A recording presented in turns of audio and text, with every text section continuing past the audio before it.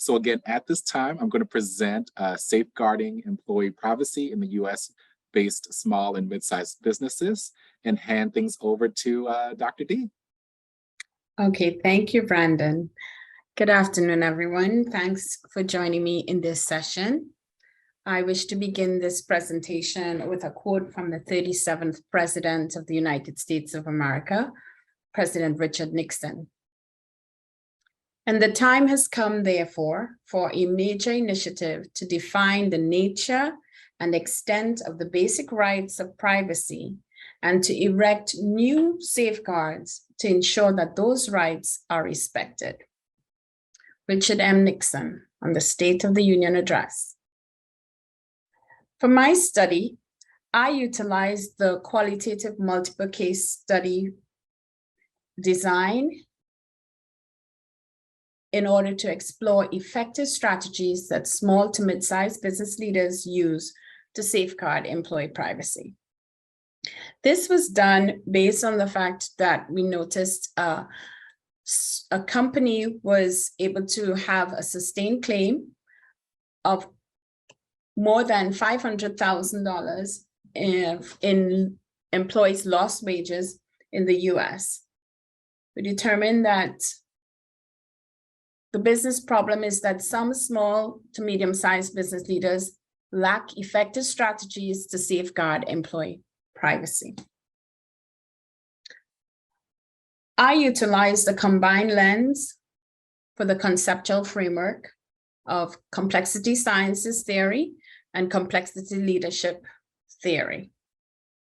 This afforded me the ability to examine the organization that I would be using in my study from a complex adaptive systems perspective. It supported emergence, generative, adaptive, and enabling principles. Next slide, please.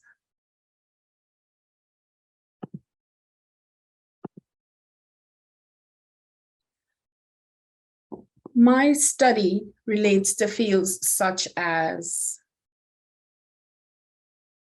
next slide, please, thank you. Behavioral health leadership, business administration, business management, health services, healthcare management, healthcare administration, human resource management, industrial and organizational psychology. In aspects of behavioral health leadership, the undertones of the study spoke to mental wellness and the link to over-surveillance. It supported autonomy in order to foster effective commitment and employee wellness.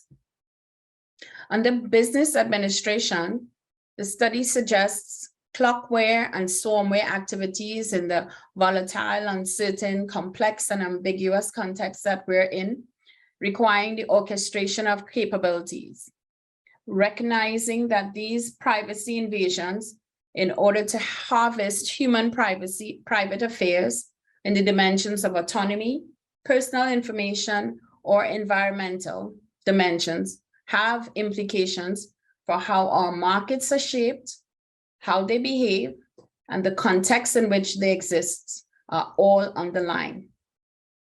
In terms of health services, healthcare management, healthcare administration, employee assistance programs could include coping tactics for digital wellness, living in a digital economy, and techno-stress. Healthcare administration, business leaders and agents should be mindful of their third-party vendor arrangements and considerations of capturing employee data for being given benefits in kind. Employees should have an opt-in option.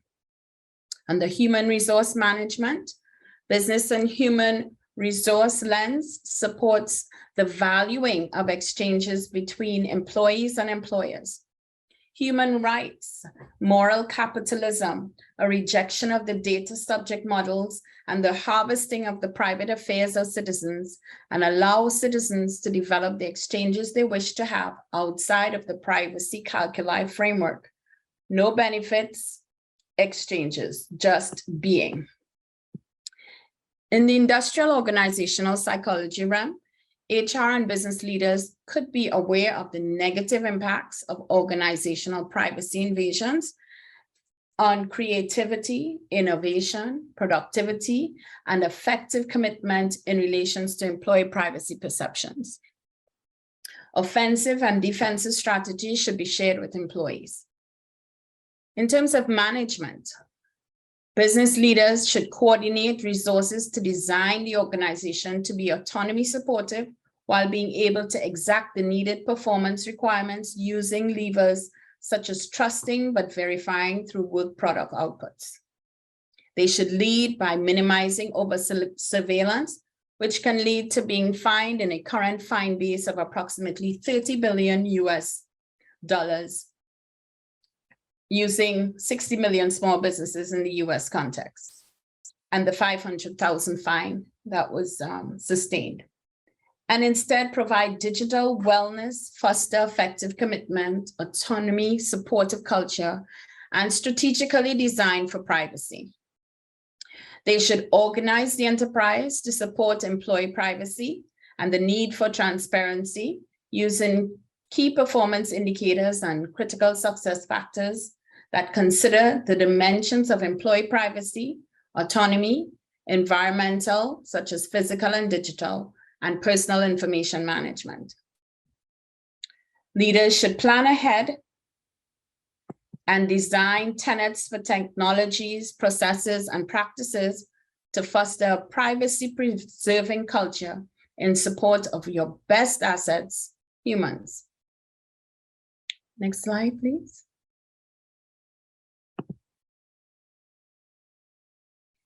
The research question I investigated was, what effective strategies do small to mid-sized business leaders use to safeguard employee privacy?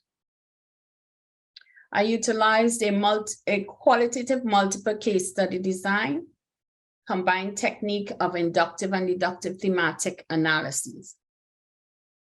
I had 3 participant volunteers from 3 different companies with different perspectives, 2 C-suites and 1 privacy consultant who met my qualification criteria.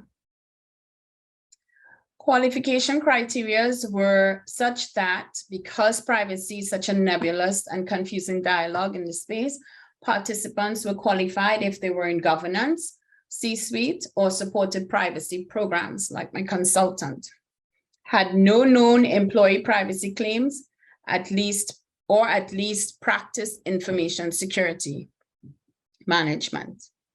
My primary data sources, I conducted 3 semi-structured interviews with the qualified participants.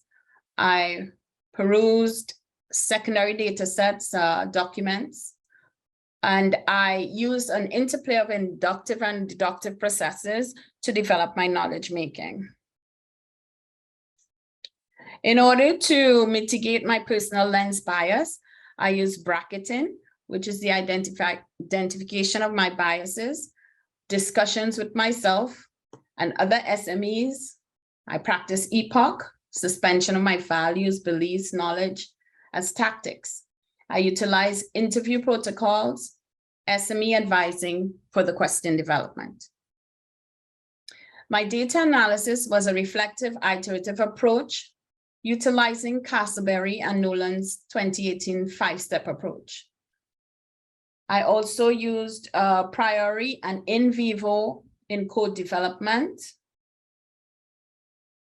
producing responses from the themes related to the research question and purpose. Next slide, please. Thank you. 3 major themes emerged from the triangulated data analysis. Developing an awareness of culture and value system is necessary for the environmental privacy dimension.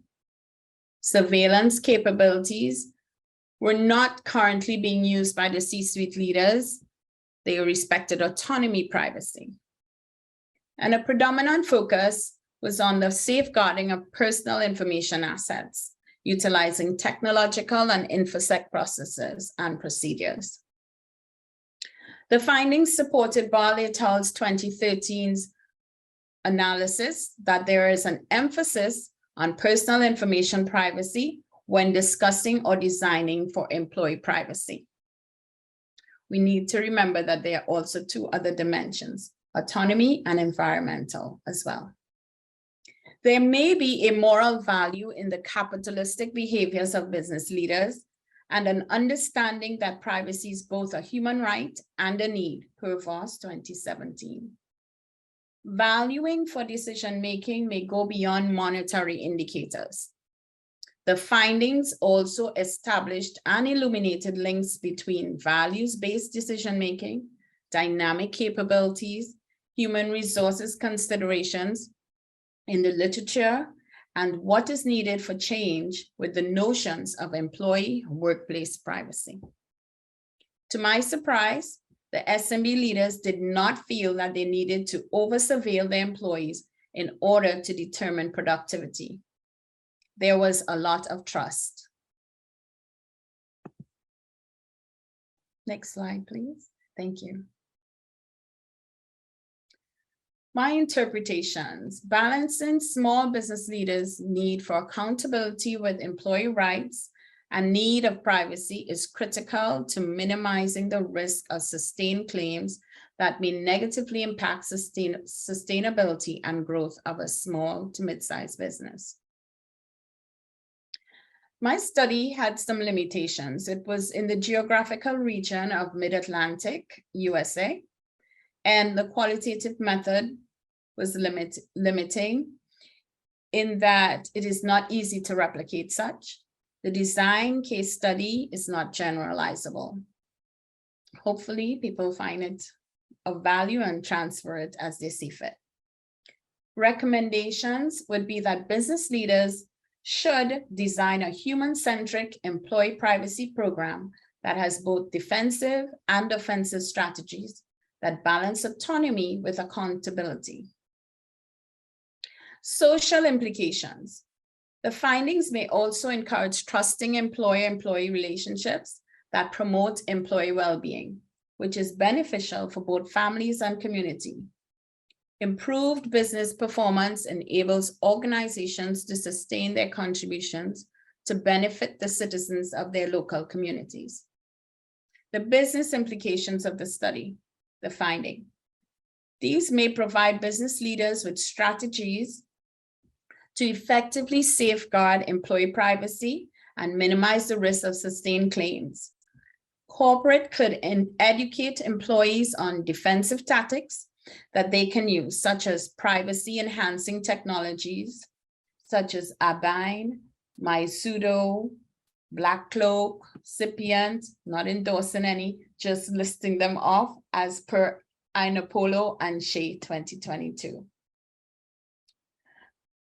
Corporate offensive tactics are related to how corporate positions itself.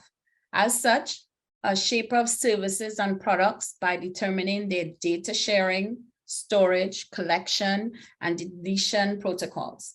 These may include third-party and organizational accountability agreements for collecting, using, sharing, transferring, selling, and erasing employee data.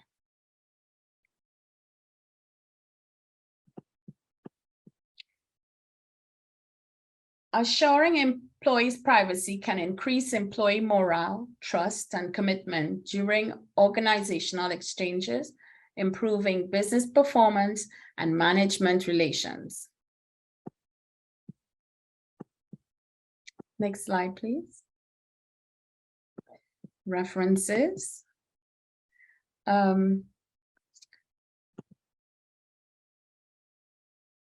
Yes, and then my final remarks. I wish to say that thanks, and please remember that humans are not just data subjects. We are not prospects for harvesting. We should not be categorized to the detriment of ourselves and end up having to pay for a right that is inherently ours as humans, but which is also needed for us to surprise humanity with our unbridled, innovative activities and spontaneous creativity. The death of privacy means the death of human freedom. Imagine a world of complete neural connection, shared thoughts and feelings. People begin to organize and gain access to impressive knowledge. Equality and unity rule the day. Division and strife seem as though they will end. But soon, as with all non-private systems, things go wrong. Cursive minds dominate others. Minority thinking is literally wiped out. Variety and quirkiness smooth to dull conformity. Harassment, thought impossible, begins to flourish. Innovation and imagination, needing isolation to develop, slow to a crawl. Unique thoughts dissipate as minds sync up to the buzz of sameness. Quoted from Gabriel Custodiet, The Watchman Guide to Privacy, Reclaim Your Digital, Financial, and Lifestyle Freedom.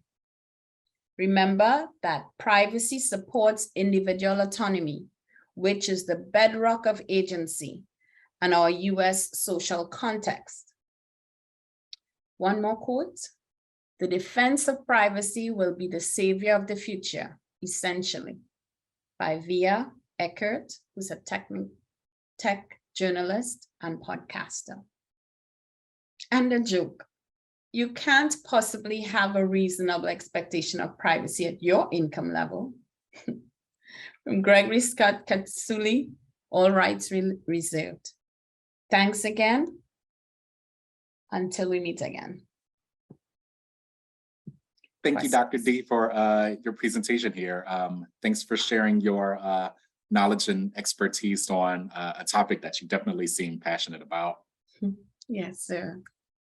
At this time, any of our guests who are still with us, I invite you to either come off mute or type in any questions that you may have at the moment.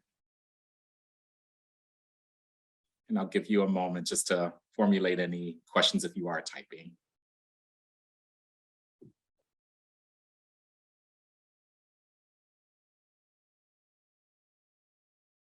All right, seeing none, Dr. D, do you have any, outside of your wonderful quotes here, any closing remarks, any things you'd like to give?